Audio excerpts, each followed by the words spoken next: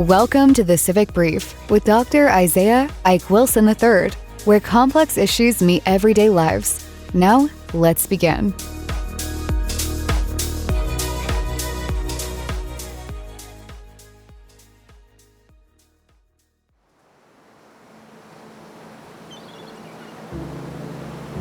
Walk with me. This time, I want you to imagine we're not walking alone. We're walking with a man who saw war not as glory, but as a burden. A 5-star general, president, educator, farmer, foresighter. Dwight D. Eisenhower.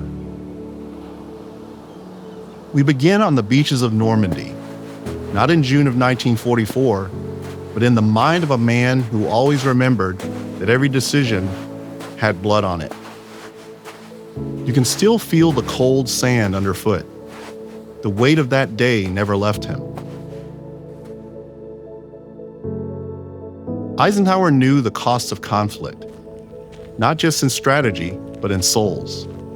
And yet, it was precisely because he had commanded the largest amphibious operation in history, Operation Overlord, that he distrusted easy talk of war. He once said, "We will bankrupt ourselves in the vain search for absolute security." A line not just prophetic, but diagnostic. Because here we are, generations later, still trying to buy our way to safety, still seduced by the illusion of overmatch.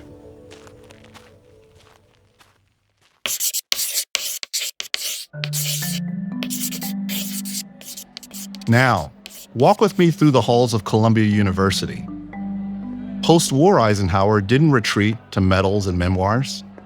He returned to thinking, to teaching, to educating for democracy. He believed deeply that citizenship was a discipline, that strategy wasn't just about generals.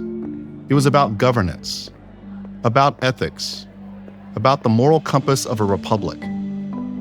At Columbia, he didn't lecture on how to win wars. He taught how to win the peace. From the classrooms of Columbia to the Resolute desk, the Oval Office is quiet, but Eisenhower's thoughts are loud, because the decisions here never really leave you. The Korean War, civil rights, Sputnik, Suez, Guatemala, Hungary, Little Rock.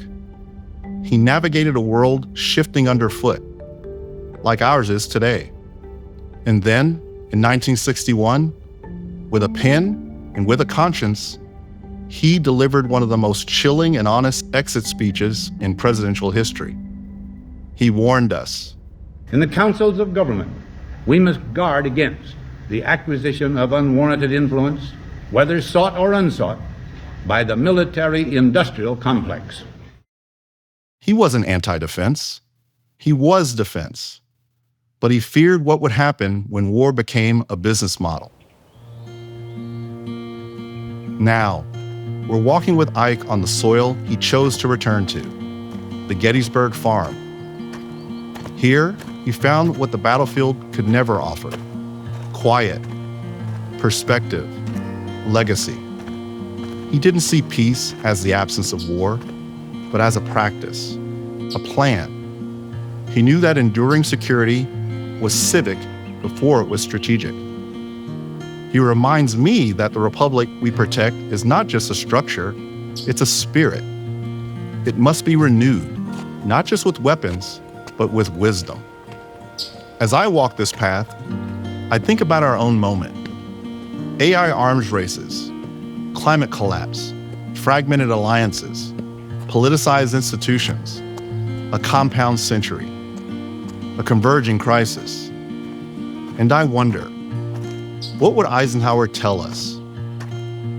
I think he'd say, you don't build a future by fearing it, you build it by owning it, by planning for it, by making hard things clear, and clear things just. He'd tell us that leadership isn't about charisma, it's about character. He'd tell us that peace, like war, must be waged with foresight, fidelity, and fierce civic intention.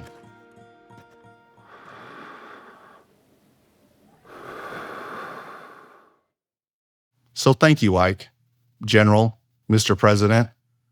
Thank you for the long walk, for your conscience, for reminding us that strategy without morality is machinery, and that leadership without reflection is just noise.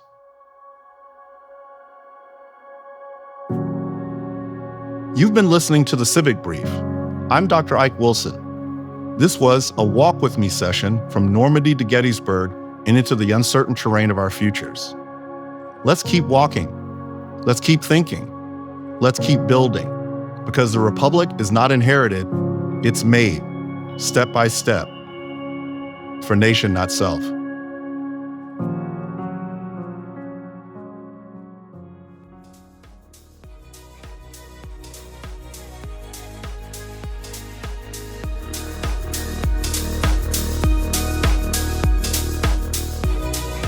Thanks for tuning into the Civic Brief. Got questions, insights, or ideas? Join us at thecivicbrief.com to continue the dialogue. Subscribe, share, and be part of shaping the future, one brief at a time.